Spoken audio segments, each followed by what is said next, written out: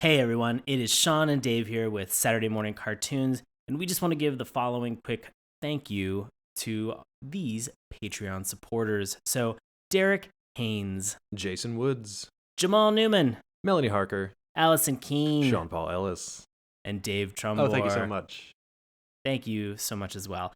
Guys, thank you so much for supporting the show. If you are interested in continuing to support Saturday Morning Cartoons, you can head over to patreon.com/Saturday Morning Cartoons. Remember, that's morning with a U, and you can become a monthly reoccurring donor there. So thank you so much, guys. And now, on with the show.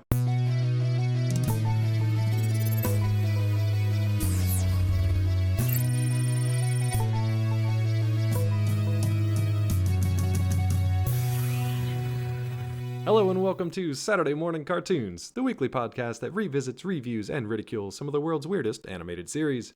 Coming to you from Warfield Academy, I'll be your co-host, Dave Trumbore. Joining me as always, our favorite super spy, it's Sean Paul Ellis. How's it going, Sean? Oh, David. I'm doing well, buddy. How about yourself? I'm doing good, but I have a question for you. Should I call you Sean Paul Ellis Jr.? Is that right? Oh, man. Sean Paul Ellis Jr. is my child's name. I prefer to go by Sean Paul Ellis. You'd prefer it, because that was your uncle's name, right? Sean Paul Ellis, which makes you Sean Paul Ellis Jr. That's correct. That's how parentage works? That's how parentage, in fact, works. I have no idea. Oh, okay. Man, I am learning so much tonight. I hope our listeners out there are learning some stuff too. This is fascinating. If they've learned anything at this point, I'm very nervous. I would hope that the only thing they've learned from the show is not to listen to anything we say on this show or take anything seriously. All lies, guys. It's all lies or full lies, cartoon lies. Jesus. All right. We are, of course, tonight talking about James Bond Jr. Junior. Yeah, Junior. This let me ask before we get started. Did you know anything about this? This is the final week of our listener appreciation month. Yes. So this one actually comes from, I believe, anonymous listener lost to the annals of time. That's what I think it went to. Yeah. Yeah, because I think somebody had mentioned this like way back in the day when we first started this. We just never got to it, and then we like lost a Post-it note or like threw out a scrap of paper, something, and somebody suggested this. If it's you and you're listening and you're yelling at your radio right now, drop us a line, let us know. Or if you just want to take credit, we don't know. So just, yeah, sure, take credit for it. James Bond Jr. I'll be honest. It's yours. I'll be honest. If you want to take credit for it, good on you. That sounds right. Why not? Could have picked a better one, but hey, this is a preview, so if you want to take it, Jesus. It's all yours. No, I didn't know too much about this. Obviously, you can't not know about James Bond. I vaguely remember, once I started watching this episode tonight, I vaguely remembered watching it as a kid. It did come out around the time, like, early 90s, so I would have been watching just, whatever, Saturday morning cartoons whenever it came on. But not like, I can't remember too much about it. I could not be, if you pressed me hard enough, could not tell you the other names of the characters on this show without looking them up on Wikipedia, which is exactly what I did before we started this episode. So I would have no clue who these goofs are, with the exception of Jaws. Right. That's about it. Yeah. Spoiler alert. Jaws shows up. True. How about you? No, I actually, this cartoon, I don't know if you did this, but like in the mornings before school in my neighborhood, like a lot of kids would end up going to like one person's house in the morning. Really? While like because my mom is a teacher. And so she would have to go to work. And so she would, like, a lot of families there would, drop their kids off at like one person's house. Let's say, if somebody, was a mom and had the ability to be able to kind of accommodate everybody in the neighborhood, you would kind of all go over, and that's like where you would eat breakfast, And so. No, definitely not. Yeah. And so. I mean, I also grew up in a house that like was essentially kept like a crypt. Okay. And like nobody was really allowed in there. Oh, that's why you look so young. So just because I'm packed in Tupperware and then immortal. Frozen for so long. That's so nice. And I sleep in a coffin in my native soil every night, so it's fun. I stay young. But we would all kind of go to this person's house. We would have a bowl of cereal, and then we'd all kind of like hang out and wait for the bus to show up. Like some kids had homework. Like 9 times out of 10. We would either watch cartoons or we would play some type of video game that we had. So it was an old NES or a Super NES that we would we would play. At that point, it wasn't old. It was new and it's brand new. Super fun for us. And so, but this was one of those cartoons that like in the morning for, I want to say maybe like an entire year, I think I just watched this like every morning for some reason. It was on television and nobody got up to be like, you know what, I'm gonna change this. And we just because kids, you actually had to get up to change the channel. Right. And so or somebody had just lost that old remote, or it was one of those old remotes where the buttons were real wonky, where like one would stop working after a while, and you'd just be like, and you had to smack the shit out of it or just like roll the batteries. Oh god, yeah. So you kids have it so good these days. So I watched a lot of James Bond Jr. So when this kind of came up, I was very familiar with this show. Now I can tell you, I don't remember a single episode. And so to watch it again tonight was sort of like a very weird, like, no. So it was there were a lot of those moments. Yeah, it was an interesting trip down memory lane this evening. But let me get into some history. About James Bond. So James Bond Jr. is a fictional character described as the nephew of Ian Fleming's master spy, James Bond. The name was first used in 1967 for a spin-off novel entitled The Adventures of James Bond Jr. 003 and a half, because you need to divide 7. Written by the pseudonymous R.D. Mascot. The idea of Bond having a nephew was used again in 1991 in an American animated series produced by Murakami Wolf Sweetson and MGM Animation, with a total of 65 half-hour episodes produced. So we hit that 65 mark. Yeah, nice. It's been a while. It's been a really long time. It's been a while since we've touched that. It's usually been like 12. And so what's notable for this is that if you like a lot of production studios would shoot for 65 because then they could bring it back in syndication all the time. And so so that's sort of like the mark, is if they got to that number, then you could see those cartoons just like all the time after school or before school. And so always interesting to see that. Yeah, and you can kind of quantify it as a success at that point, because it's more of a financial gain for them if they were able to hit that mark. Yeah. The show was fully sanctioned by Dan Jack and United Artists, who held the rights to the James Bond property. James Bond Jr. was voiced by Corey Burton. The series was mildly successful, spawning a 6-volume novelization series by John Peel, writing as John Vincent, and a 12-issue comic book series by Marvel Comics published in 1992, and a video game for the Nintendo Entertainment System and the Super NES.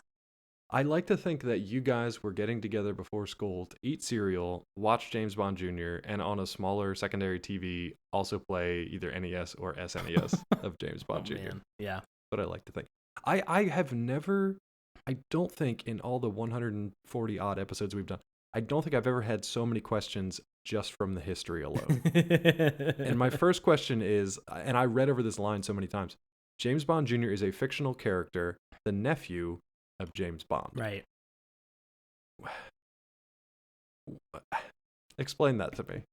I mean, how often do you give your nephew your name and then give the junior signifier to Is that like a common thing? No, I don't think it's a common thing at all. I think it's a very I think and work with me on this. I think what they had to do was they couldn't have James Bond have a child. Like they couldn't just have had James Bond. I mean, notorious womanizing James Bond who would just pump and dump. Like they couldn't have just had him, wind up with a kid, because then I'm sure this whole show would just be about alimony and child support. Especially because he's just like an absentee uncle. Yeah. So he would have just been like an absentee father instead, which I don't know if it really makes it better, but sure, we'll go with that. And so they had to come up with some clever way of being able to do it. And so for some reason, I mean, I've heard of family members, and I have a good friend of mine who their family has like maybe 3 male names in the entire family, and everybody like is one of those. But you just like rotate through those names, right? Yeah. But they can have a junior as well. And that's totally fine, because it's all within the same family. It's not a cousin or an aunt or an uncle or something like that. Like it's all like, father to son relations at that point, in terms of the naming structure. What I'm wondering then is, because there's a lot of things in like the James Bond mythology where James Bond is kind of like, it's like a code name, right? I mean, I know 007's his code number, but it's sort of like James Bond is just this entity. It's like Iron Man. Like anybody can possess that suit and anybody can take on the mantle of Iron Man. There's an idea that people can kind of take on the mantle of James Bond. That's not really his name. They kind of played with that in like the Daniel Craig stuff. That doesn't really work here because you're talking about like blood relatives that are apparently like that name. What's funny to me is thinking that James Bond had a brother who was also named James Bond, and then he had a son who he just named James Bond Jr. But his brother was much more famous as a super spy, so he got all the spotlight. It's just like such a weird thing to start with, this show. It has nothing to do with anything else, and nobody ever raises a question about it. I just was like, wait, what? Hold on. Genealogy. What's going on? It also just really lends itself to like a really confusing Christmas or Thanksgiving dinner where you've got two James Bonds that all show up, and one's super successful in a suit and the other one's like an IT manager, and you're just like, well, I love you guys both the same is a thing that parents say, but they never really mean. What's so sad is for that IT manager that is not the famous James Bond, he now has the son James Bond Jr. who is taking after his more famous brother. Yeah, that feels like such a huge fuck you to his dad. It's fucked up, isn't it? Yeah. It's like I don't want to manage database stuff and server farms and. So go out on a limb with me on this one. Okay, I'm let's go. thinking that what happened, all right, is that James Bond legitimately had a child. Okay? And I'm going to go with that. And what they did, I'm going to take it a step further than that. I'm going to say he had all the children. I'm going to say that for every Bond girl that he's ever laid with on screen or off, they had a child. All right, so yeah, guaranteed. So many little bondlings running around out there. I feel like he had a bondling, and then he either has like a grandmother or a nan that he was just like, hey, I need you to raise him, but let's call him like James Bond Jr. He's but like let's say that like something happened to his dad and he's a real hero and it's very heroic and it's sort of like but that trope story. My name, though. Yeah.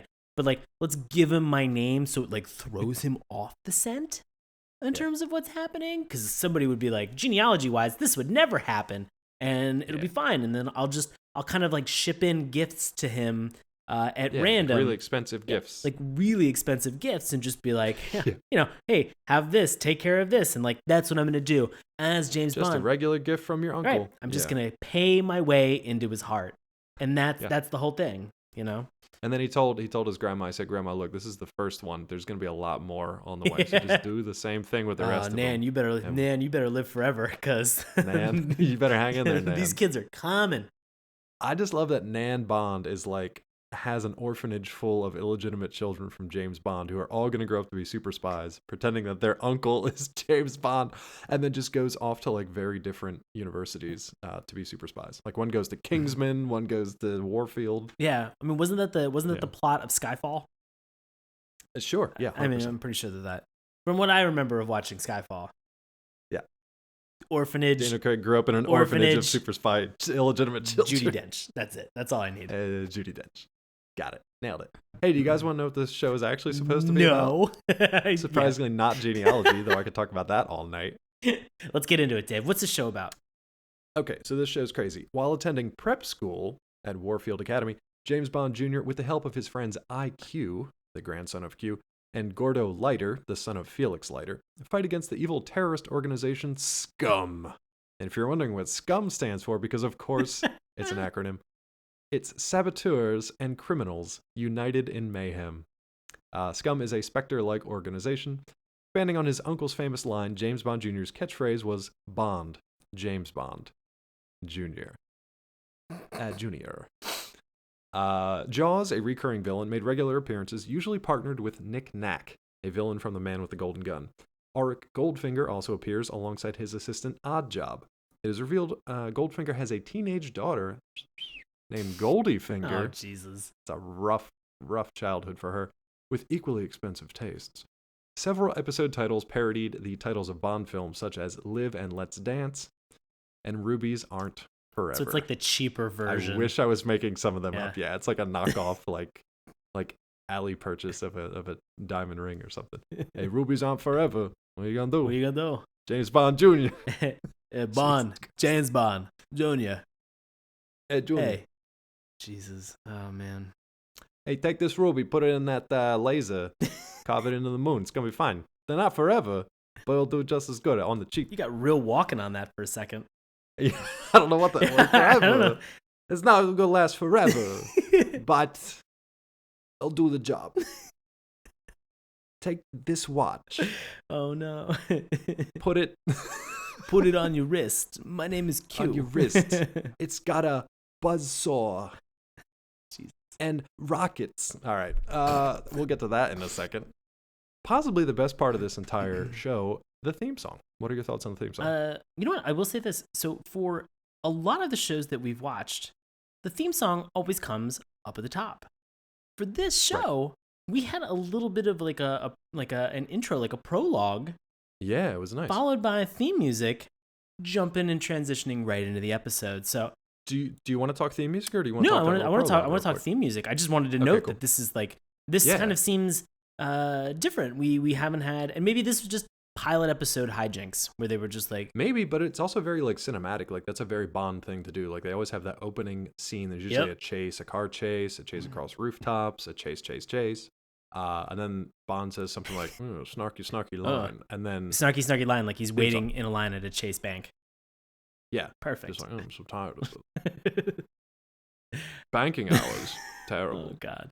But yeah, I thought this theme song was actually really, I'll say this. I think this is the first time I've ever said this. I thought that this theme song was kind of classy. Yes. It definitely had I almost said lounge singer quality to it, but like a classy lounge singer. Yeah. Like back before they were like super gross. It does have that classic Bond feel to it without being a direct ripoff of the Bond melody or theme. Yeah, it's nicely done. Yeah. Very well sang, very well kind of like orchestrated and put together.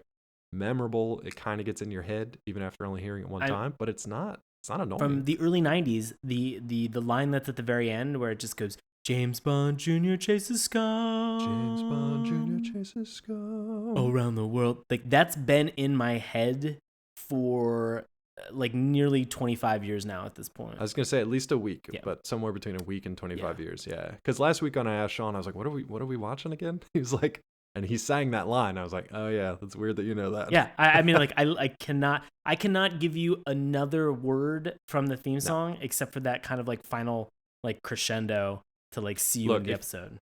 If you've got James Bond Jr. and Scum, you've got about half the words, so you're pretty good. Yeah, I'm fine with that. I think it's very weird how in the theme song they mention like that he learned to do this like from his uncle. Yeah, reinforcing the whole weird family thing, but beyond that. Yeah. And like it says that he's now heir to the name. Come on, let's just cut the shit. Like it's his kid. Like it's his kid and he's just trying to like avoid, paying child support on this fucking cheeky bastard. Maybe it is like the name thing and he's just like been chosen to be like the heir apparent to James Bond. So they're just like, we're pretty sure you got this, but you're just like junior. You're not quite like fully fledged James Bond yet. I feel like though we're just gonna groom you to take his place once he inevitably dies or decides to go off the grid. But I feel like if they were gonna train somebody up to like get ready for this, they wouldn't send him to like a boarding school. They'd send him to that school that you went to in like the Kingsman. Yeah, exactly, the Kingsman. Yeah. Well, this is kind of like that though, because we'll get into this in a second. They don't tease it a whole lot in this first episode, but there are people there who are like, there's like a guy who's a gym teacher who's clearly cut out to be much more than a gym teacher. Carl like Weathers. Yeah, Carl Weathers in the like cut off sweatshirt that was all cut out. God. And yeah, so he's like former spy, like friends with James Bond and all that stuff. Yeah, everybody knows like somebody else through either like a family member or like some other like relationship. Like everybody's a proxy to somebody else. You know, which makes zero sense. Yeah, which I mean, it makes sense within the marketing and all that stuff. Well, I mean, it's so funny that like all of these people would have children and then they'd just be like, oh yeah, and James Bond, who happens to be the uncle of this kid, and they're all being sent to they're all getting sent to the same boarding school. Like wink. Like it seems kind of crazy. Plus, this school, as we will get into, seems like it has garbage security for a place that has like some of like some of the most prestigious students that are attending it from the spy world. Yeah, and these kids are driving like Aston Martins and convertibles and all kinds of stuff. You'd think they'd have at least like gated security for the cars, if not the kids. Yeah, it just doesn't make any sense. I do like that they gave James pretty much like his own castle to live in though while he's on. Oh God. It's a weird Hogwarts thing that was going on with this. That's what J.K. Rowling actually based her story on, was James Bond Jr. I was waiting for Hagrid to show up and be like, James, you're a spy, James. You're a spy, James. And he's just like, what? Don't you think on it, James. Don't you think on it for 1 minute. And he pulls this cake out of his, a crushed cake out of his butt.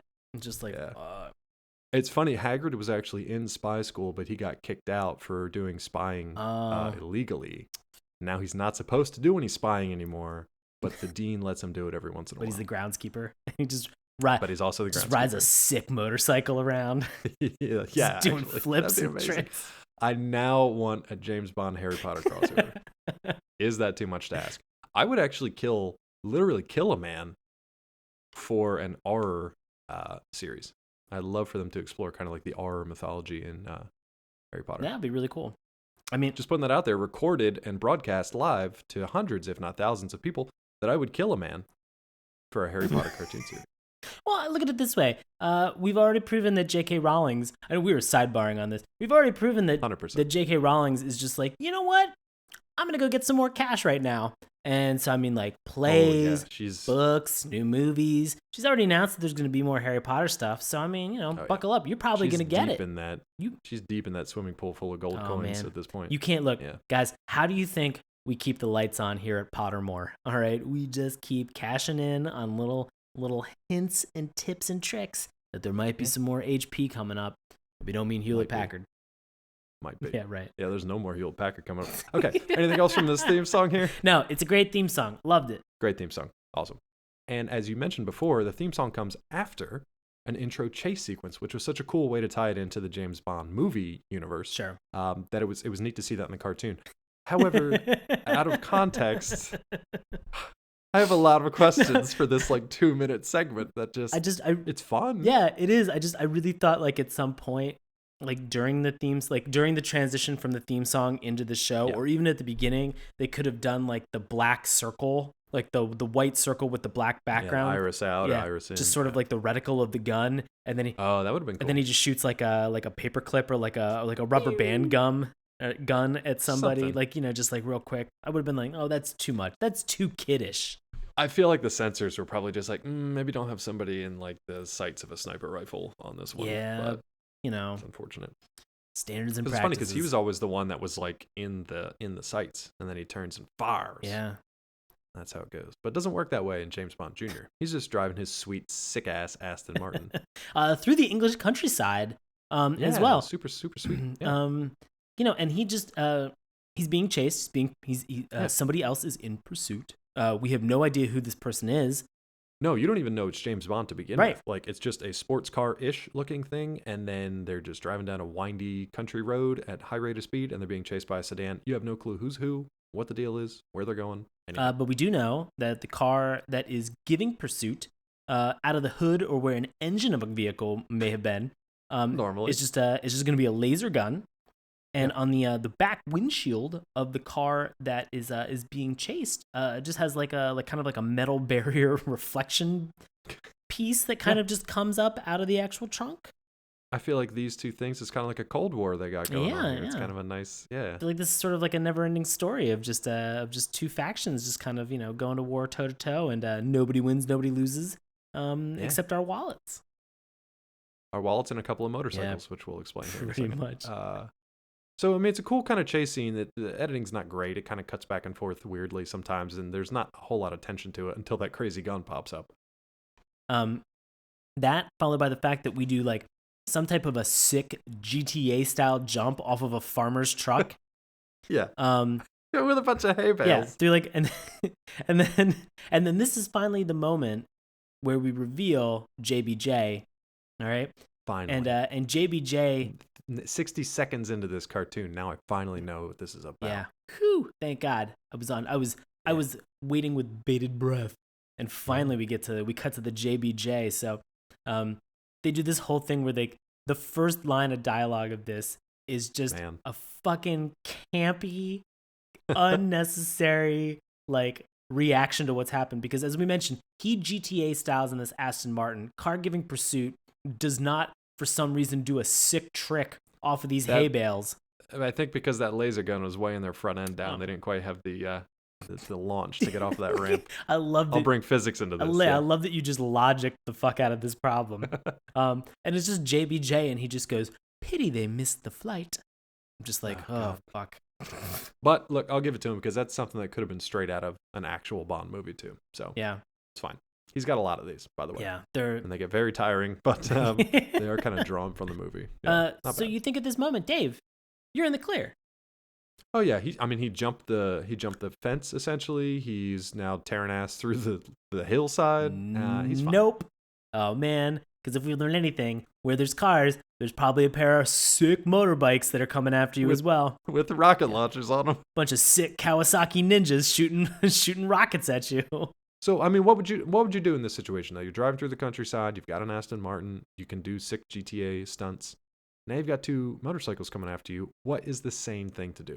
Great question. I would handle this in the way that I handle most traffic every day. I would smash the flight conversion button on my Aston Martin. See, I would have just driven off the cliff like he did, and I didn't think far enough ahead to be like, ow. Flight conversion. Probably should have had that installed.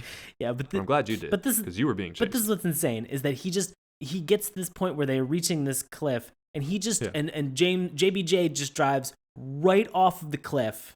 Right off the cliff. These motorcycles are just like, poof, that guy's fucking crazy. They're like, well, job done. Like, that was easy. And to make matters worse, he's not that crazy, because 2 seconds later, this car, all right, that Dave has logicked into this hay bale on the back of a truck, that's right, smashes into both of these Kawasaki ninjas and pushes them over the edge with as the drivers dive off to the side. It was the most ridiculous thing so far in this series, or in this episode, right? Because it made zero sense. There was no reason to do that. It was just they just wanted to bonk the motorcycles off the cliff for no reason. Now, for 2 seconds, I thought this because of the way. Again, if we're adding physics into this, all right. So you have a car that's going at like a certain speed, all right, that drives off a cliff, all right. I'm not trying to make this into a math problem, but this is exactly where we're heading. Too late. We got the whiteboard out. Right. Here we go. Car going off the cliff at a certain rate of speed. Yeah. All right. Mm-hmm. It's going to have a pretty rapid descent as it's coming down. All right. Yeah, pretty much straight down immediately. But it's not going to go straight down because it's in motion. All right. It's in motion, so it's going to be a gradual. You'd think that, but because all the weight, like the center of mass, is way forward in cars. If you watch like any of the MythBusters episodes where they actually tried to push cars off of a cliff, most of the time it fell way shorter than they thought. Oh, really? It would. And I mean, mostly because they didn't have a high rate of speed to begin with, but it very quickly just like drops into like a straight plummet. Gotcha. Yeah. So in this moment, based on that, so thank you for explaining that, because in my brain, I'm thinking to myself, you would go off of a cliff and then your car would just fall, as you have mentioned. Yes, essentially, as you have mentioned that this would happen. Because in this moment where these Kawasaki ninjas go over as well, I was like, oh fuck, they're going to fall on top of the car. Yeah.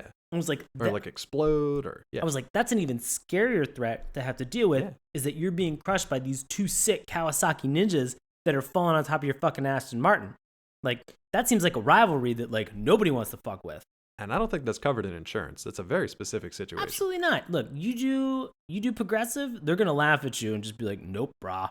Like, you do Geico, that lizard's gonna come out and say, no. You're in that Aston Martin and you're just like a good neighbor, State Farm is there. They're gonna show up and be like, oh fuck, you're gonna die. They're gonna teleport your ass out of that situation. Get the hell out, man. The cars are wrecked. Kawasaki's are gone, but you're at least safe. But in Freefall, this episode sponsored by State Farm. Guys were like, look, State Farm's gonna save your life, so just get it. Yeah, just get it.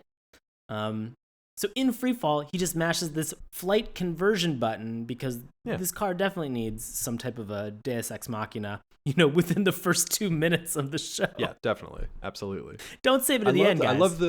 I love the mechanics of it though, because it wasn't like wings that shoot out and then like a rocket launcher, like a rocket afterburner in the back. This is a fucking propeller that comes out. Like, come on, man. You've got the Aston Martin. You literally put a flight conversion module in this thing. At least get some like jet power. Nah, it's just the doors flip out and then fold down onto the side of the car to become wings. Yeah. And we got this dinky little propeller. That's how it works. It just looked like the propeller. It's this tiny little like nose propeller. Like it looks like the little propeller that like everybody has sort of as a joke and like one of those like visors and the hat that has like multicolor Like a beanie. Yeah, it's like a little beanie hat. And you're just like, oh, that's an adorable flying car. That's going to be so cute when you plummet into the rocks at the bottom of this cliff. Guys, this whole cartoon could have ended within the first 2 minutes and 30 seconds. And we would have been like, would have been it. Yeah, all right. If that would have been like James Bond and they never did the reveal, like if that was James Bond and then James Bond Jr. like gets put into action or something, like that would have been crazy. That would have been great. Because then it would have been like, is James Bond actually dead? What happened to the Aston Martin? What's going on? But no, they're just like, it's James Bond Jr. He's fine. He flew away in a jet car. They could have done like a bunch of crazy things where James Bond could have showed up like in the hearth of like a fireplace, like in the fire, like as an uncle, like giving young JBJ like notes about like how to do stuff. But like do it twice in 2 successive episodes and completely change the effects both times. Ooh, that would have been a lot of fun. Yeah, to really screw with your kids' heads. Guys, I think we just really want to end this episode and go watch some Harry Potter. We just want to watch Harry Potter tonight. So I think what we're trying to say. Sean and I are actually going to start a Harry Potter series. We're pitching it to J.K. Rowling. We're going to do an animated series based on the Marauders. I think we're going to do a Marauders series and we're going to do an R's series. And if you guys would like that, head on over to patreon.com/Saturday Morning Cartoons. Okay, so we've knocked motorcycles off the cliff. James Bond drove off the cliff, but he then flew away to parts unknown. Now, why would you knock these motorcycles off the cliff? And second question, follow-up, why are you dressed completely in purple? Yeah, what are you doing? Crazy. Like, look, I honestly thought that the reveal was going to be that this was David Tennant, and this was like a prequel to fucking Jessica Jones. And I would have been like, all right, yeah, I'm on board with this. I'm totally cool with it. Wow, you guys set that up 25 years in advance, but killed it. Fucking smart. Nice. But the whole thing is that so like purple dude shows up and then the real villain shows up. Well, the bull terrier. Oh yeah. Did you catch the names? What? Did you catch the Spuds McKenzie? Yeah, it's a bull terrier. No, it was like the little Target mascot dog. Did he have a name? Oh yeah. Well, no. The Bud Light dog back in the day was also like a bull terrier. Yeah, bull terrier of some kind, and his name was Spuds McKenzie. Oh yeah. He was the original party dog, original party animal. Yeah. Party dog. Yeah. That poor thing. Yeah. He's probably died of alcohol poisoning. But anyway, so you don't get the actual names of Purple Man or Mean Dog, who's actually like super cute but also super mean, until later. But we're going to tell you them now because that's how this works. So do you remember the name of Purple Man? Yeah, it's a Scumlord. Scumlord. Yeah, get ready. And then did you catch the dog's name? No, what's the dog's name? Scuzzball. Fuzzball? Scuzzball. Shut the fuck up. Scuzzball. Jesus. He says it later on. He's like, Scuzzball. Oh, god damn it.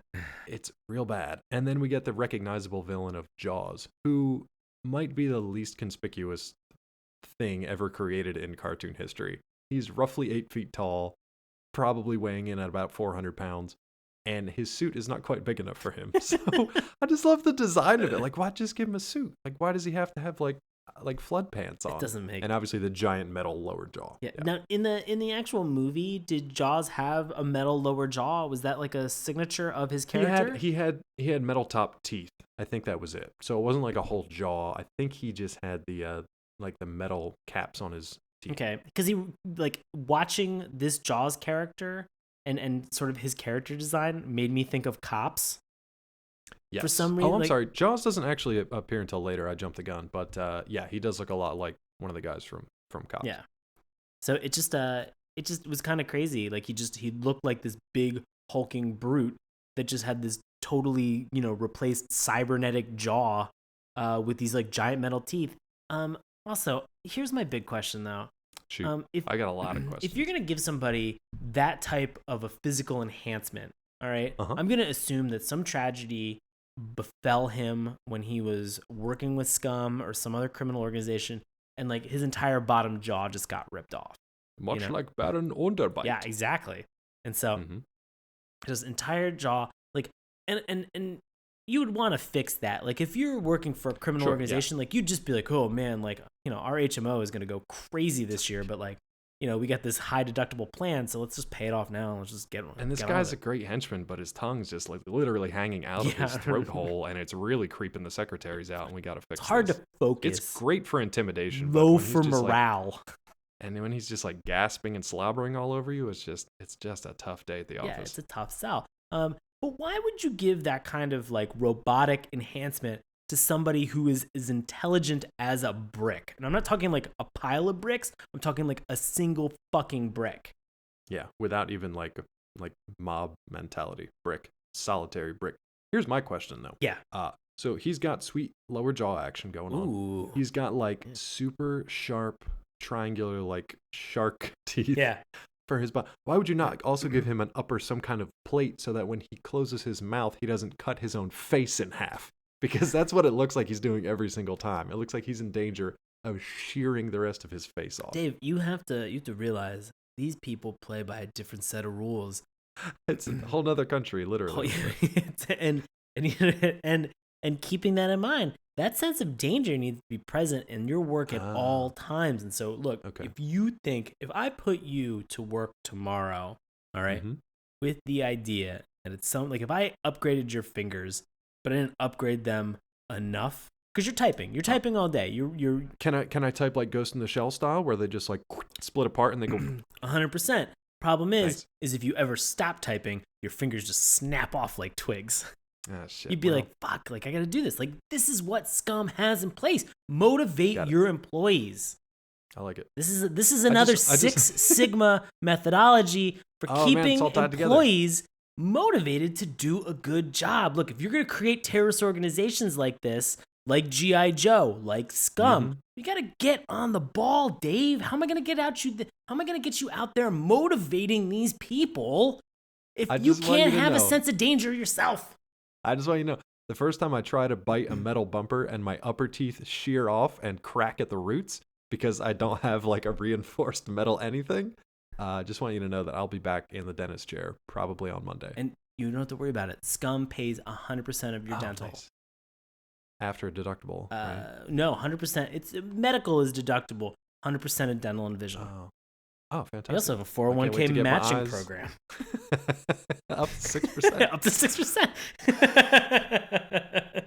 Can you tell who just did their taxes? Okay, so currently James Bond Jr. is still flying through the air with the greatest of ease. Where is he headed? He is going to... We haven't even gotten to the place that follows up the theme song yet. Nuts. It's going to be rough. Hey, it turns out it is the first day of a new term at Warfield, which is the school that he touches down as they're doing roll call. He has his little beanie propeller Aston Martin, which is a DB5 Aston Martin, and it touches down gracefully in the parking lot and just parks itself. Boom. I tell you what though, I did like that park job that he did. It was pretty sweet. It reminded me of Ace Ventura. Yeah, right. Just like a glove. Just real good. Real good. So at this point, he meets the dean, and the dean is surprisingly not like most deans that we're used to from like 80s college comedies or things like that. Like he's not like a complete dick. He's just kind of like, you're James Bond Jr. Let's go have a chat. And he essentially like is basically, well, you're grounded for a week because we can't have these theatrics and stuff going on, but we'll still give you a tour and you can just hang out at school. Okay, I guess. The punishment that this dean puts in place is crazy because, I mean, there's punishment that gets dished out again at the very end of the episode. But for this, he's just like, you're grounded and confined to the school grounds. And it's just like, what? James Bond Jr. couldn't go to Hogsmeade was essentially the parallel here. Until he got his uncle to sign his permission slip. But then, so we go through this exchange. Anything else from this like grounding exchange? This little. I mean, there's some other kids and stuff around, but it doesn't really meet them until later, so there's no point. What we get to it. Like, this is the crazy thing: is that as he's touching down, you're sort of exposed to kind of like a very high level overview or visual of all the students that he's going to come in interaction with, and you realize very quickly that this is the most ragtag group of fucking tropes that money could assemble back in the early 90s. And these people are like pre-Planeteers, kind of. Oh my god, yeah, pretty close. Yeah. Pretty bad because we were walked around by an African American gentleman who has an American accent. All right, by the name of Burton Buddy Mitchell. Yep, Burton Buddy Mitchell. All right, is walking him around now. This guy looks like he could be an ambassador to the school. All right, because he is showing James Bond Jr. around. He's giving him an idea. He even says, I used to know your father. I worked with him. I used to be in the FBI. Well, father or uncle? Uncle, sorry. I mean, we know it's the father. Wink, wink, wink. That would have been, man, that would have been like right out of the gates. First time this guy meets it. I used to know your uncle. Oh, son of James a bitch. Bond. Damn it. I had one job. Just trying to keep this secret going. So this dude looks like Hightower from the Police Academy. Oh my movies. God, yes. Like when he's in like his training gear. That's exactly what he reminded me of. He reminded me of like a patriotic Carl Weathers in a Rocky movie. It's like same kind of gear, same kind of getup, same kind of attitude. But like you're thinking to yourself, like, this guy seems prestigious. He seems like he's had a pretty great career. For some reason, he's at this school in England doing this stuff, and then you realize he's just the gym coach. He's just the fucking gym coach. Yeah. Like, you couldn't have given him a better occupation. He's just a fucking gym coach. Hey man, dress for the job you want, not the job you have. So I guess this is both for him. I'm going to dress in these cut-off warm-ups with the hope that someday somebody allows me to run a PE class in England at a private academy for a at a prep school for young spies. Oh man, hey, living the dream. God.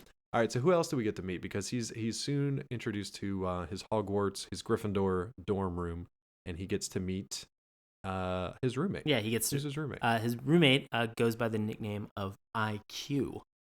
Curious. I'm sure that doesn't tie into like the Bond mythology at all. It's just a cool name. It does. Right? There's another Q in the Bond mythology, and guess what? They're related.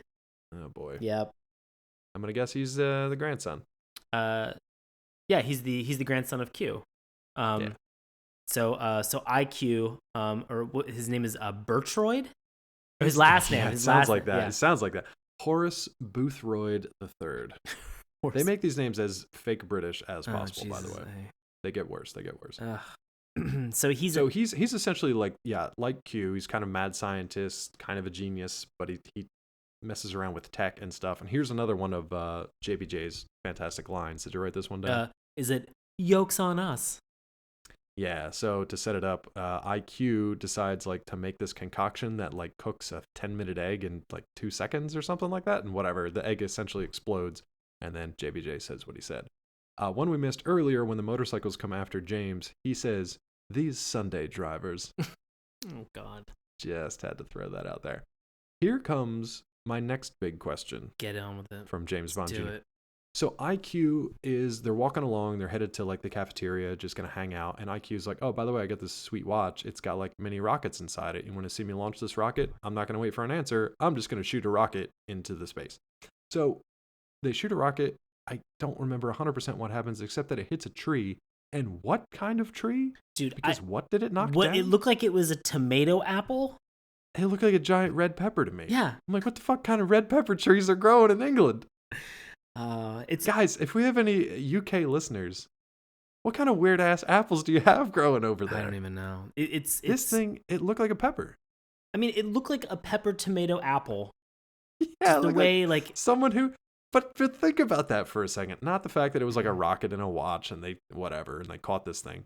The fact that like someone said, "Hey, draw an apple falling from a tree," and somebody was like, I guess. They drew like a rectangle with like a stem on it. I think the thing is that you and we don't understand. They may have like rich people might have all new kinds of fruits and vegetables that we don't have access to. It could literally be square fruits. I'm gonna be real upset. It could be a crazy fucking superfruit that's got like the potency and the nutrition of like all the fruit in one piece. Are you trying to tell me this was the original Garden of Eden apple? Could have been. Is this what you're telling me? What I'm trying to tell you, all right, is that Tony Horton, all right, from P90X fame, all right. I'm aware. He's trying to tell you, you could buy this crazy expensive apple from a boarding school in England. You could. Or you could, expensive, you could buy Shakeology and you could really get in on that. Look, one is harvested by rockets fired from a watch. Another one just gets shipped to you by UPS. I mean, can you imagine? This episode's sponsored by Shakeology. Can you imagine people out in a field shooting little mini wrist rockets, just one at a time, harvesting things off of a tree, like pew pew pew. Oh, harvesting weird pepper apples. Yeah, full day, David. Come on in and enjoy and reap the bounty that we have. Come in and replenish your rockets. This is just crazy. Got a lot of harvesting to do tomorrow. We're in like Feast upon these apple peppers. We're in like minute 4 of this fucking show. I know, that was my main questions. Like, I was like, why is James Bond Jr. and it's his uncle, and why are there apple peppers? I kind of want to make a hybrid apple pepper now, though. Okay. It does sound kind of good. What if you could would you rather eat a pepper that tastes like an apple or an apple that tastes like a pepper? I'd rather... Important question. I'd rather an apple that tastes like a pepper. Yeah, wouldn't that be weird, though? Yeah. I mean, it'd be really weird, but... Question of the podcast. Okay, speaking of weird, we've got... let's go through the rest of this motley crew, because we've, like you said, we kind of hit every trope. Right. So who's He-Man surfer dude? Gordon. Yeah, he looks like He-Man, talks like a surfer dude. Yep. Literally surfs like down a set of steps. His line to outro is tubular waves coming on, and then he just jumps on like a dinner tray and surfs down fucking stairs. We have in England, in a prep school in England. Yeah. I don't. Okay, sure. Hang time, bro. We've got who's this love interest that we got going on here, Dave? Oh, you mean the meet cute with Tracy Milbanks? Ooh, who's she related to? She's got a complicated backstory because her father is the dean of Warfield Academy, and she doesn't like bad boys or something. Maybe she does. We don't know. We've got her. Let's find out. We've got her real nerdy friend, Phoebe Farragut. Phoebe Farragut. She's essentially Velma. Yeah, 100% Velma. She's just like a yellow shirt wearing Velma. That's basically it. And who's this? We obviously know that James Bond, as being our protagonist. His antagonist is clearly Scum. Who is his on-campus antagonist, though? I would have to say a fellow by the name of Trevor Noseworthy IV. Now, if you could sum Trevor Noseworthy IV up in one word, one very British word, what would it be? Oh God, a bunch of them just ran through my head. I don't know. What were you going for? Oh, I was going to go with a hard C, but I guess you probably... Oh, that's a good one. Yeah. I did not go there, but yeah, that's a good one. Yeah, this guy's a real piece of shit. He's your typical, like, he's dressed preppy. He's got, like, the sweater vest thing. And what I didn't understand was, like, there was no cause for him to be such a douche. Like, he basically trips. But that's the hallmark of a good douche. Sure. Is that they don't have a reason to be a douche. They're just a douche. So let's just run through the things that he does, because he's not important to the story whatsoever, except to introduce him as, like, a douche. Right. So he, at some point, while the kids are playing soccer, or footy, as I call it, I guess, he trips IQ for no apparent reason and just causes them to, like, crash to the ground. Yeah. And then before they can, like, start a fight, they kind of, like, break it up, and it's not a big deal. And then later, he's trying to get James caught because, spoiler alert, he actually, like, leaves against curfew and goes out on a mission, essentially. Yeah. And Trevor tries to get him caught and in trouble with the dean, but it backfires in a couple of ways. Right. So, like, I think he gets caught spying, and I think Gordon turns the sprinklers on him at one point. Yeah, he's so at some point Tracy and Gordon are going in Dean Milbank's office. Right. Because apparently there's a secret passage there that he doesn't know about, but she does somehow. Yeah. Sure. So it used to be so the whole facility used to be a counterintelligence training base, and it has this secret passage. And so douche Noseworthy is kind of spying on them up in a tree, and Gordon sees it, and he's just like, Noseworthy, you'll never learn. And so he just, like, cracks a sprinkler that shoots like a hydrant up into the fucking tree, and just he damages school property. Yeah. But James Bond in his flying car is the one who gets grounded. I was waiting for there to be like a double secret probation, waiting to make this like an Animal House reference, and there still could be. God.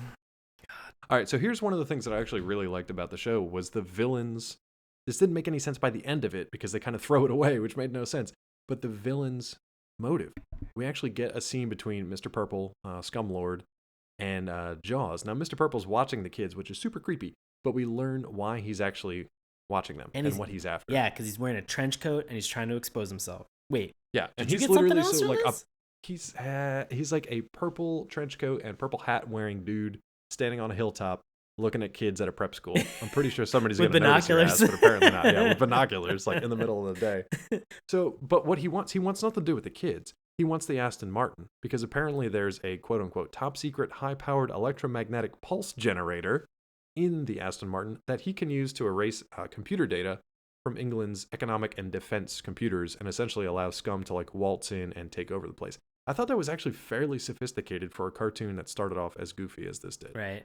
I feel like a real dum-dum because I thought it wasn't high-powered. I thought it was hive-powered. Ooh. And so I wrote just like bees. Yeah, I wrote down like top secret hive-powered electromagnetic pulse generator, and I was like, guys, here we go again on the roll with just bullshit technology in these cartoons.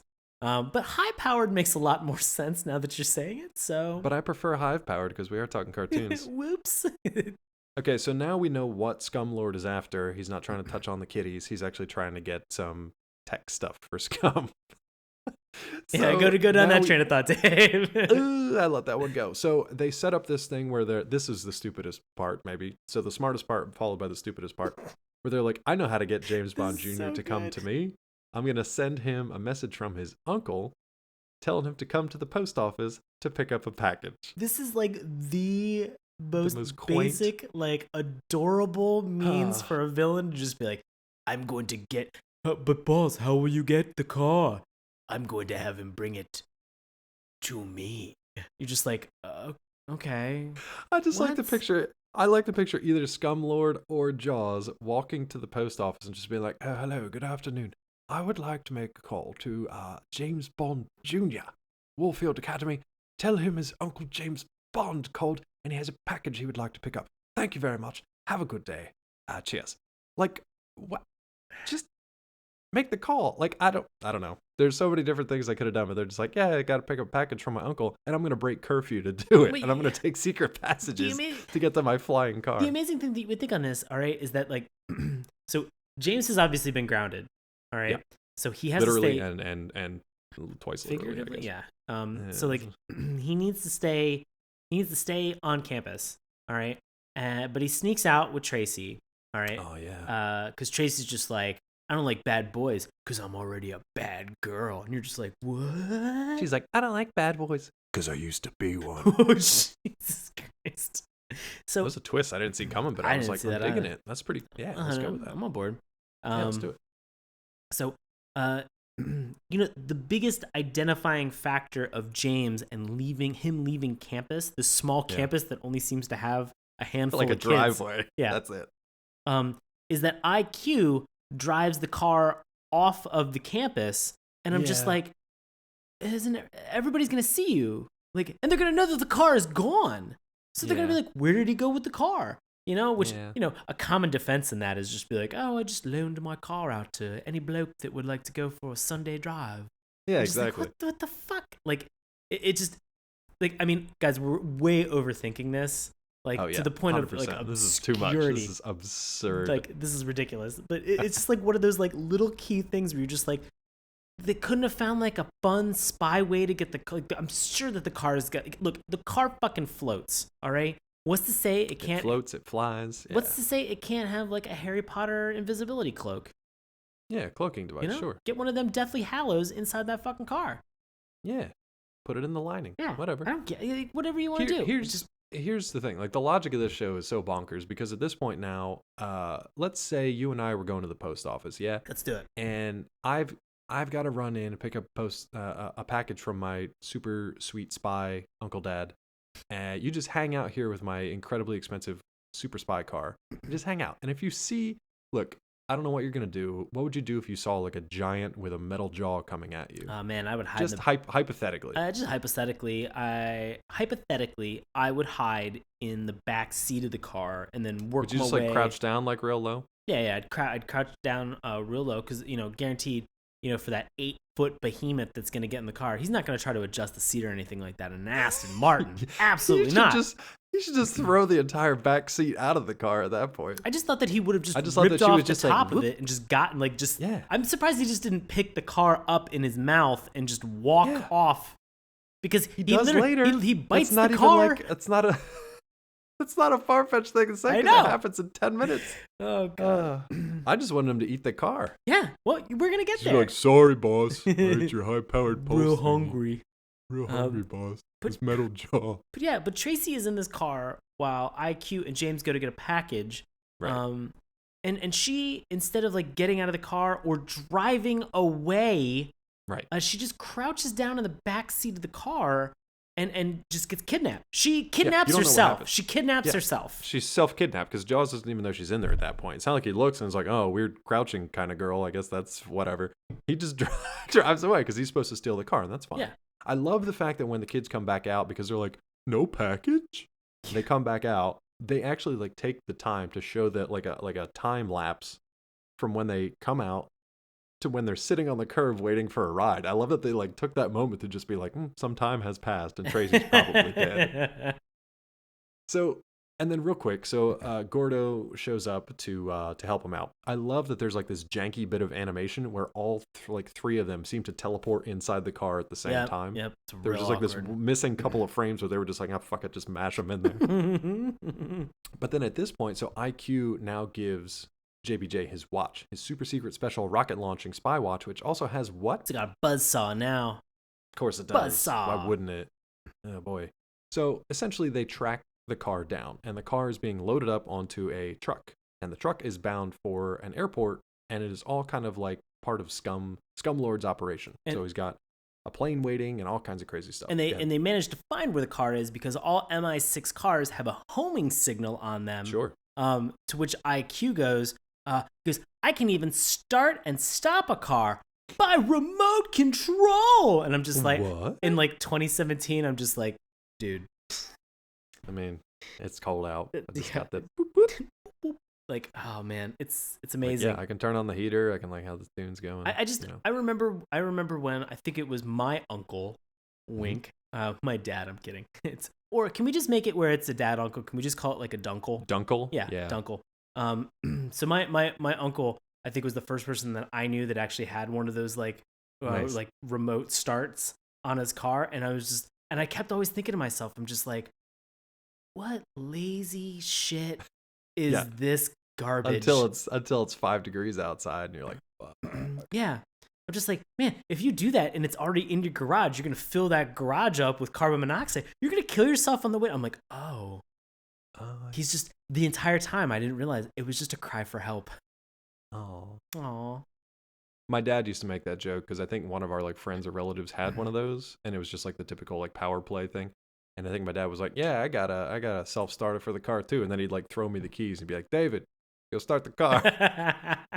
Thanks, Dad. You should have just held the keys and be like, uh-oh, battery's low, and then just like fallen on the ground. I should have just taken the car and driven to like Nevada. Nevada. Whatever. Driven to Warfield Academy. Well, okay. Speaking of driving cars, we got this car in the back of the truck. They're gonna drive it onto this plane. Dave, how do they stop this? Because guess what? We need to use every piece of the buffalo in this episode. I love that they set up all these weird things and then actually did use them in like completely bonkers ways. So in order to stop the truck that already has the car on it, because IQ can't stop the car anymore, it's already freaking stopped inside of a truck. So JBJ decides to dump the egg cooking solution in the gas tank in order to cause a distraction long enough to jump into the truck, rescue Tracy, and then both of them get captured. I love that Tracy is the least athletic person in the history of cartoons because she can't even like jump over the hood of a car. She can't even get out of the trunk of the car. She can't even get out of her own way. I just keep thinking 60. This whole series is 64 more episodes of Tracy almost dying. I would have just titled this "Tracy Almost Dies" because that's a better, more accurate depiction of what's gonna happen in these like every single fucking episode. I would have named it Super Spy Clone Academy because I think these kids die in every episode and then they just pump out a new clone. Now and they're like, well, now you're just into Venture Brothers territory. Yeah, exactly. Just Super Spy Adventure Brothers stuff. Okay. So now Jaws is like, well, I had one idiot in the trunk. I might as well throw both idiots in the trunk and drive this car onto this plane like I'm supposed to, which is exactly what he does. So now, go ahead. What's next? He doesn't even restrain them. He just puts them in the trunk of a car, and obviously this is before the point in time as a safety feature because stuffing people in the back of a trunk of a car is common practice in kidnapping. That they all have like the safety release lever that's on the inside. So it's an Aston Martin older vehicle. Doesn't have one of these. So he just tosses them in the back of the car and just locks it, doesn't restrain anybody in any way, shape, or form. So no, and he makes a lot of like serpentine curves when he's driving around out there. They really knock those kids around the back of the truck. Yeah, really, we're gonna show them a lesson. So show them. He has this watch, and he's in the back of this trunk of this car, and he needs to get out. And we've introduced that we have this buzzsaw, which I'm just like, oh, if they were restrained, this is gonna be a great time to use that buzzsaw. And it'd be fine. But no, but they're not. It also has a laser on it too, which they shoot not mentioned. Which is not mentioned at all. And so they shoot this laser at like the back of the car. I'm just like, oh my god, your deductible is sky high at this point. Like, I wish he would have just like, this would have been the second clone where he just like shoots the laser, it bounces off the trunk lid, just right in his eye, and he just he's done. It shoots Tracy. It ricochets, hits Tracy. She's dead. She's like Kenny in every episode. Just dies. God, but like, it's just so they do this little bit. Now they're in the plane at this point. Yeah, right? they're in the plane and they've taken off. Yeah, they're in the sky. Like they're in the sky, and so you're thinking to yourself, like, oh man, there's got to be some type of a little bit of a battle that ensues right now, because up in the front we've got Scumlord, we've got Scuzzball, we've got Target Dog, and we've got Jaws of Life, and so we've got all these people who are in there. Like, that's a pretty sizable force, but like no additional henchmen. No additional henchmen at all. I was just like, it seems like a mistake, but they're all harvesting apple peppers somewhere. Yeah, they're busy. Right. Just shooting arm rockets. So so what happens now, Dave? Because if you have a car on a giant on a giant like cargo plane that has the ability to move, if your only cargo on this entire cargo plane is that Aston Martin, what do you do? What do you do as a villain, Dave? Oh, as a villain? Yeah. I was like, man, there were so many things that went back and forth. Like, they could have, James could have gotten out of the trunk and gotten in the car and driven Jaws over, which he tries to do. Yeah. But as a villain, I don't know, maybe take the damn keys out, maybe lock the car down, maybe just kill those kids and you'll be fine. I mean, the fun thing is you could take the keys out, which they may or may not have done. All right. That's right. He did in the beginning. I forgot that he hotwired it. Yeah, we have to remember that he hotwires it in this instance because how did he hotwire it? Earlier on, well, he hotwires it by actually putting together certain leads. Now, you have to realize that those leads have been severed by Jaws, who, when he originally took the car, he doesn't put any of the leads together. He just bites all of the cables that are underneath the steering column, and the car just starts up. I love that the idea is that he bit clean through all those cables, so they used his own jaw as an electrical connector, and then as a conduit, and then just started the car. They used his face as a fucking conduit, and it just started the vehicle, and they were just like, that makes sense. That's how it works. That's how I boost cars. I don't know about you. Boost cars, just bite cables. Just bite on wires till the car starts up. That's what my dad taught me. Oh, Christ. So, okay, all I remember is James trying to drive to run Jaws over. Right. And Jaws literally just grabs the front of the car and holds it. And then he picks it up and bites the bumper. He bites a whole piece of the bumper clean off. Piece of the bumper. It's like just his butter. Ridiculous. His delicious butter. So then at this point, like, I think they set the car back down. Doesn't James like remote set the car to just repeatedly ram into the cockpit of the plane? Yeah, that's it. He somehow this forces him to land? He actually says, he goes, I'm going to set the car on an endless loop. And I'm just like, what? Why? And so again, an MI6 car, and because at some point the car has hit the cockpit and it has thrown Jaws into the lap of Scumlord. And in that moment, I was like, all right. Down to brass tacks for JBJ. Let's get this. Brass tacks and steel jaws. Yeah, right. And at some point, too, because Jaws bit through all those wiring, the flight conversion switch does not work anymore. Right. So they cannot just take the car out of the back of the plane and fly like you might think that they would do. So they just crash it into the cockpit and stuff. Well, yeah, I mean, but in true James Bond fashion, JBJ is like, we got to jump out of this plane. And Tracy's like, there's only one parachute. And he's like, of course there's one parachute. Yeah, I know, girl. Don't worry, I got you. Yeah. So they jump out. They manage to land. Presumably they're totally fine. Yeah, presumably they're totally fine. This plane that has Scumlord and Jaws, great. It just hits the ground and explodes. It's gone. You don't see but Jaws made his way out. So Jaws jumped out without a parachute whatsoever. Yeah. And presumably fell, I don't know how, like, jeez. It had like 1,000 feet. I was gonna say like I was gonna say 1,000 to like 2,000 feet. He falls. Somewhere around there. Let's say this. He falls a distance. He falls a comically large distance. He falls a comic distance. Yeah. He falls a comic distance into into the roof of a barn. A countryside barn. Collapses the whole barn. But he's the fine. Animals come running out. Totally he's fine. He's just totally surrounded by rubble. I was laughing so hard at that moment though, because he just like starfished his way all the way down. And just smashes through this barn. It's just like one of the scenes from like any Just Cause video game where you're like just flying out of the back of like a plane down to the island, and you're just like, I'm doing it. Oh man. Jaws is fine. He's totally fine. No idea about Scumlord and Scuzzball. Yeah. No idea. Those guys are guys. It's a mystery for another 64 episodes. Yeah. Ooh. Speaking of, so what's going on back at Warfield? Because I think Trevor's trying to get JBJ in trouble here. Yeah. But, JBJ's he's pulling headmaster. He's just like, yo, you got to check this out. James Bond has violated your curfew. I'm gonna do this. I'm going to rat him out and make sure he gets his just due. He's Malfoy. He's 100% because Malfoy did the same thing. Oh yeah, fuck. This is so. Remember when he was this like, is 100% Harry JK, fucking I'm calling you out, JK girl. Rollin, we're calling you out. You just Up you watching JBJ Saturday mornings, just writing it down. It's ridiculous. This is ridiculous. Girl, tell you what. So they go through this whole thing. Turns out JBJ in his room. He's been studying the whole time. In fact, he's been able to catch up on his reading. Yeah, because it's a clone of the other James Bond juniors running around out there. Also, in terms of how time works, I'm going to only assume that maybe like 8 hours have elapsed total. Sure, not total? even that. The whole episode. But it's just amazing. This whole thing. Well, so we're not done yet. We're not done yet. We're not quite done because unfortunately the Aston Martin was destroyed. Yeah. We learned that from JBJ because because Buddy Mitchell comes in and says, Tracy told me about your rescue, James. Good work.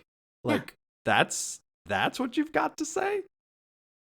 As like a mentor of sorts, that's what you've got to say? Yeah. But anyway, so James is like, no worries, the EM Pulse thingy's destroyed, I blew up the car, everything's fine. It sucked, it was a really sweet car, I almost got to second base with Tracy in the back of it, but unfortunately, it blew up along with Scumlord and Scuzzbucket, whatever his name was. Yeah. And it's gone. Well, Buddy at this point, go ahead. Well, I mean, guess what?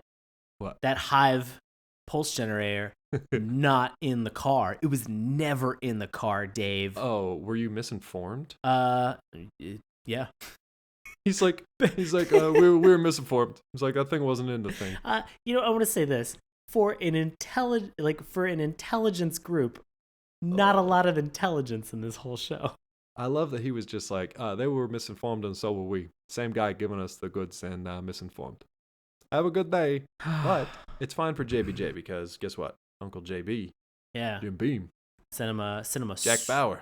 Jack Bauer. Oh my God. Don't even Uncle start Jack with a Bauer. 24 crossover on this. Uncle Jason Bourne on a case. Oh my God. Why do all these people have JB names? It's just been a thing. Oh God. Well, he looks outside. JBJ looks outside of his window with Carl Weathers kind of over his shoulder. Much as any young preppy white English super spy kid does. And guess what?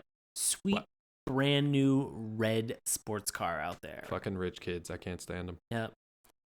And then it is the most. So let me ask you this real quick. So you just survived crazy run-in with Jaws monster, Scumlord, plane crashes, your car blew up, Trevor Noseworthy, all this stuff. You survived all of it. You're riding high. Yeah. You got a brand new sweet car from your Uncle Dad, your dunkle. Who's the first piece of ass you're going to take out for a ride in this car? Oh, man. You got to be talking about my buddy, my boy. No, that's not. My buddy, my boy. I don't IQ. No, I'm I taking IQ out. I mean, I guess. Yeah.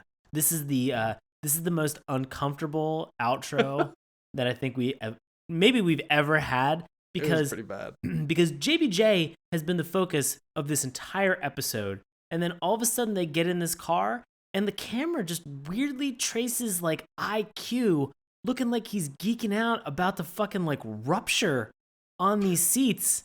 Like this guy is brand new leather seats. Oh man, he's just been like, he has been waiting for JBJ just fucking edging.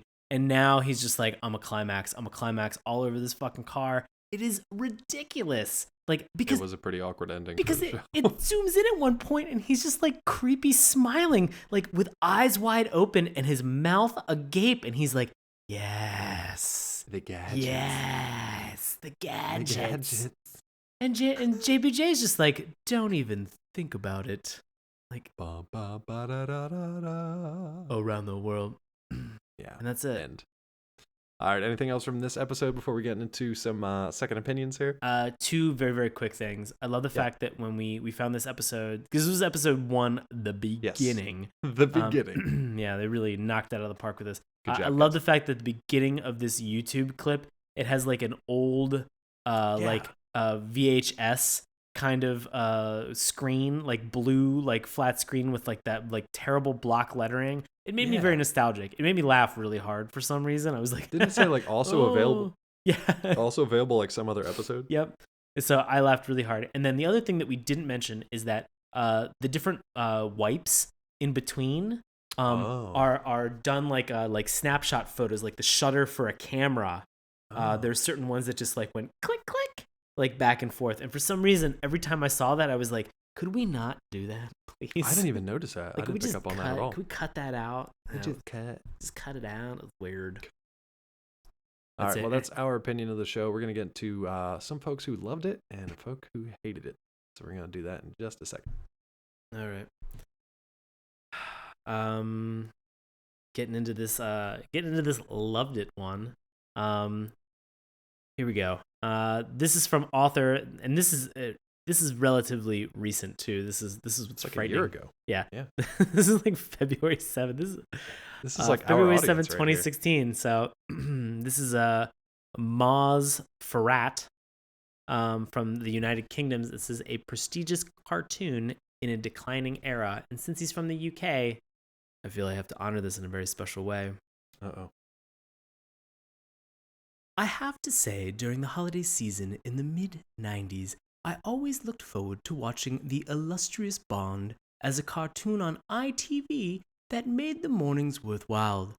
Unlike other crude cartoons of the time which were superficial or just ludicrous, this one was well written with action and entertainment for children.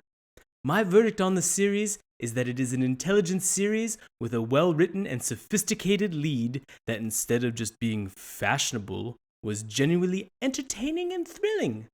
I also think after Timothy Dalton, when the era in which the zenith of Bond was coming to an end, this would have been a good finalizing series to Ian Fleming's brand as it modestly required so.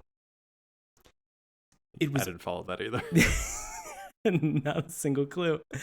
It was also done at the right time, rather than just exhausting the classic characters from GoldenEye onwards. This cartoon, to me, is the seal.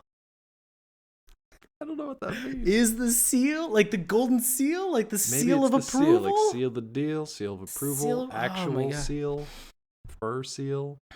Listen, if we have one UK viewer or even like an Anglophile out there, I need to know, are there apple peppers? What the hell does the seal mean? I want to know. Maybe that's what the apple pepper, maybe they're called seals. Maybe they're seal. Oh man, we've got to hate peppers. It. We've got to hate it though, Dave, that I think we're going to really have a lot of fun with. I love apple peppers. All right, we got a hate it here. This one's from the good old US of A. We had to get one in from the UK, of course. But let's go US of A. Sean's going to help me out with this one. Yeah. Sean's going to be playing the part of the boss. I'm going to be playing the part of person 1 and 2.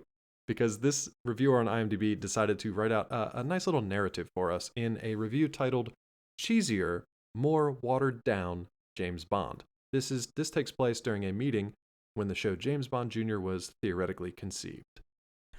Okay, team, we need a new toy line to market. Teenage Mutant Ninja Turtles aren't going to be hot forever.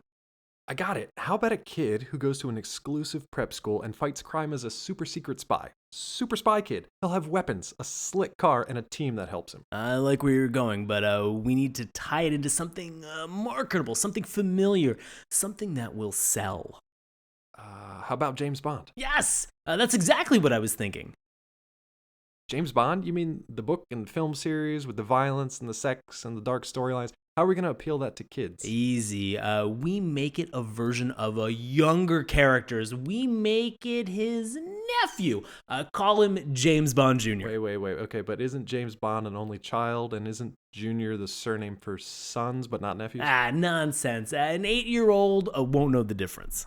Yeah. And we tie the toy line to a TV cartoon. We drop the violence and the sex to be almost non-existent. Add characters related to other Bond characters that somehow end up at the same school and have humor only a kid can appreciate. Yes. The toy promotes the cartoon, which promotes the toy line. I love it. Okay, but isn't that talking down to kids? I mean, blunting what James Bond was really about? Who cares? Ian Fleming isn't going to walk through the door in disapproval. Get this going immediately. The next Teenage Mutant Ninja Turtles. Basically, that's what I imagine how the meeting went when this series was created. If you couldn't tell, I was never a huge fan of it. Poor animation, watered-down action, corny and cheesy jokes and humor, and anything resembling the classic Ian Fleming works neutered to kid-friendly levels. The show was a vehicle to sell a toy line, and that was pretty much it. It came at the height of quote-unquote kid versions of adult characters, Muppet Babies, Flintstone Kids, etc., as well as the cartoons inspired by toys. Soon after the show, high-quality action cartoons were created like Batman the Animated Series and X-Men, but this show followed the unfortunate trend at a time of action cartoons talking down to kids, all in the name of toy sales. Oh yeah, and James Bond was an only child. Don't waste your time on this one. Ooh. 4 out of 10 stars? 4 out of 10. That means you kind of liked it. Good job, boss. Oh, man. Nicely done. I think that's the first review we've ever had where somebody actually wrote a little skit for us. Yeah, I'd like more skit reviews on IMDb, guys. Guys, pump it up. Let's get these going. Get out there and write some skits. Yeah. Okay, so we know how one guy in the UK and one guy in the US feel about it. How do you feel about this? Do you recommend it? And if not, does it get the dip, meaning it is erased from existence for all time? Oh, man. I'm going to say this. I know we just had King BK2 from US kind of just... I liked it for all the reasons that our previous reviewer said that he didn't like it. Like, it was cheesy. It was goofy. I honestly don't think I would watch more than 1 or 2 episodes of these now, but I remember watching this as a kid and I really enjoyed it. So I would recommend this for somebody who is an actual fan of James Bond. I think that this is kind of like a fun complement to it. But by no means is it like a definitive collection of something that like you absolutely need. Like let's get one thing very clear. The poor animation that's in this, 100% accurate. Some of the voice acting and the tropes, terrible. They are really, really fucking bad.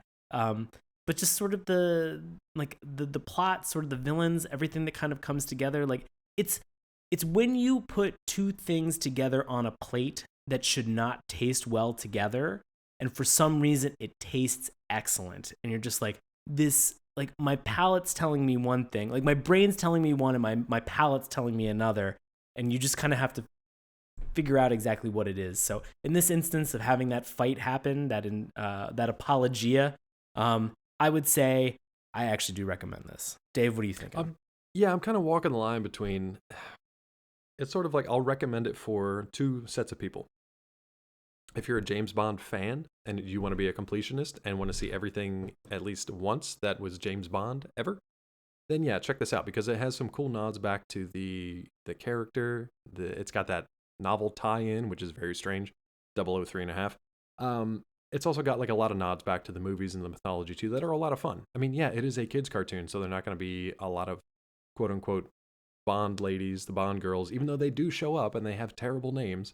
They're just not quite as like sexually overt as they were in the movies. But I mean, it's a cool part of the Bond canon, right? There's probably a lot of Bond aficionados out there who are like, this has nothing to do with anything Bond whatsoever. Keep it away. It really does not. No, and it doesn't. But I think it's fine and it's fun. I wouldn't go out of my way to recommend it as just like a cartoon to watch. It's a decent action cartoon. It's fun and silly. It's not anything super serious. So if you want to be a completionist for either the Bonds or as a fan of SMC, then yeah, check it out. Otherwise, you're not really missing much, but I'm not going to give it the dip. Nice. Anything else for this episode tonight? That's it, man. All right, buddy. What do you have coming up in the next couple of weeks? As always, I'm performing live improv comedy in Washington, D.C. With a group that's called Knox. You can check out when we are performing witdc.org. And as always, I'm on Twitter and Instagram at Sean Paul Ellis. As for me, you can find me on Twitter at DrClawMD. And as a special note this week, I actually just recently guested on the Cinescope podcast with Chad Hopkins, where we actually talked about, 2 different episodes. One, we talked the Lego movie from back in 2014. And on a follow-up episode, we actually talked the Lego Batman movie, which just came out, as you're listening to this, a couple of weeks ago. So the episodes are going to be a couple weeks old by this point, but head on back, check out Cinescope Podcast. I believe it's just Cinescope Pod on Twitter, but I will have those connections up in the show notes so you guys can check that out if you're interested, just to hear me ramble about movies without swearing so much, which is kind of nice. Otherwise, you can find me on Collider.com, Nerdist.com, and DaveTrumbore.com. And if you're interested in finding out more about Saturday Morning Cartoons, you can do so at our website, SaturdayMorningCartoons.com. You can also head on over to our Patreon page, patreon.com/SaturdayMorningCartoons. Remember, that's morning with a U. You can also find us on Twitter at MorningTunes. Check out Sean's handiwork on our Instagram page. Keep the conversation going on Facebook, and listen to our free audio podcast each and every week through YouTube, iTunes, Stitcher, and Google Play. This is going to wrap it up for our Listener Appreciation Month, but we always are taking suggestions from our listeners out there. If you guys have a cartoon that's obscure, or you can't quite remember it, or you just want to talk about it again, send us an email, SaturdayMorningCartoons@gmail.com, and we will definitely get it covered sometime in the near future. However, March is coming up. And buddy, what do we like to do around here at March time? It gets a little crazy. March we get we introduce a little bit of madness. We get the madness. Yeah. Now, last year, if you guys remember, we did Pocket Monster March Madness. Oh boy. And that was a good time. Yeah. So if you were a fan of like Pokemon, Digimon, any kind of that stuff, head on back to last year's episodes in March and check it out. We did a tournament style breakdown of a number of, what was it, like 12? We have 10 or 12 different shows. Yeah, I think we had 8 or 10. Yeah. 8 or 10 shows, and we all broke them down and picked a winner just based on our own reviews of a very specific and kind of silly set of circumstances and criteria. We're going to do the same thing this month, but we're going to be focusing on mecha anime. So if you're a fan of like Gundam stuff, anything where there's a human pilot inside a mecha war machine, we're going to be talking Mecha March Madness. Yeah. We're not going to tell you, we're not going to give you the lineup just yet. Look for it later this week. We're going to post, we're going to release the seeds just like they do for actual March Madness in basketball. We're going to do the seeds, and we're going to announce what they are. And I'm looking forward to it. I think it'll be a good time. Yeah, can't wait. Sean's so excited to get in the mobile suit. Oh, what do you think's going to win? Who do I think's going to win? Yeah, who do you think's going to win? I don't know. I'd have to take a look back at the bracket, but I'm gonna say I'm gonna say us for having to watch all these cartoons. Yeah, it's gonna be amazing. It's gonna be a blast. So thank you guys for joining us for the month of February and Listener Appreciation Month. We appreciate each and every one of our listeners out there, whether you've sent us a suggestion or not. So thank you very much for your continued support. And this has been Saturday Morning Cartoons, and we will see you next time. Thanks. Hey, everybody. Thanks a lot for listening to Saturday Morning Cartoons. Now, if you'll excuse me, I have to transform and roll out.